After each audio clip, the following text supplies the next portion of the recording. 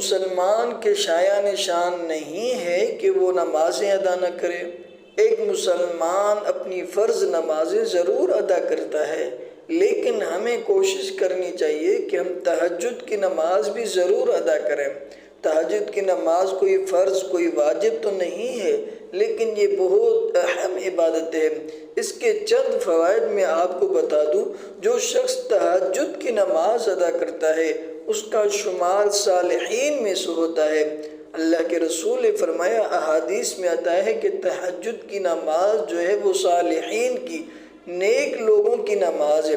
اب جو شخص تہجد کی نماز ادا کرے گا، اب اس کا شمار بھی جو ہے وہ نیک لوگوں میں اور صالحین میں ہوگا۔ کتنا بڑا فائدہ ہے۔ اور دوسرا فائدہ یہ ہے کہ تہجد کی نماز ادا کرنے سے ہمیں جو ہے وہ اللہ کا قرب نصیب ہوتا ہے۔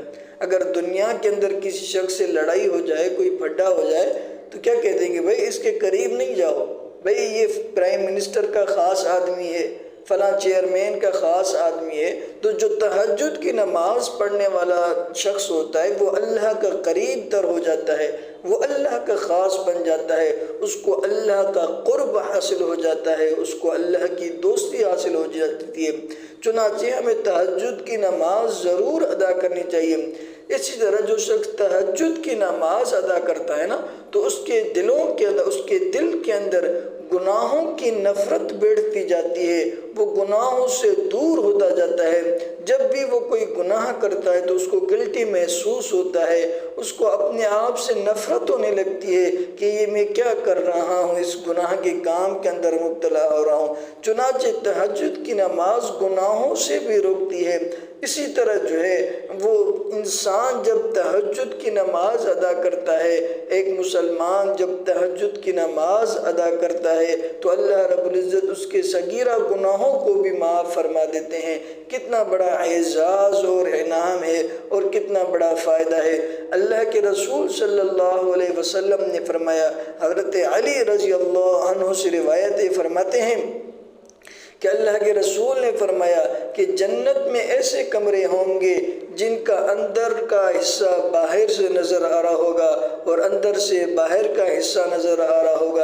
اتنے صاف اور شفاف کمرے ہوں گے۔ ایک شخص نے عرض کیا، یا رسول اللہ یہ کمرے کس کو ملیں گے؟ تو اللہ کے رسول نے فرمایا، یہ جنت کے کمرے اس شخص کو ملیں گے جو غریبوں کو کھانا کھلانے والا ہو اور کثرت سے روزے رکھنے والا ہو اور رات کو اٹھ کر جو ہے اللہ کی رضا کے لیے تہجد کی نماز ادا کرنے والا ہو۔ تو میرے دوستو، سودا مہنگا نہیں ہے، سودا سستا ہے۔ ہمیں بھی تہجد کی نماز ادا کرنی چاہیے۔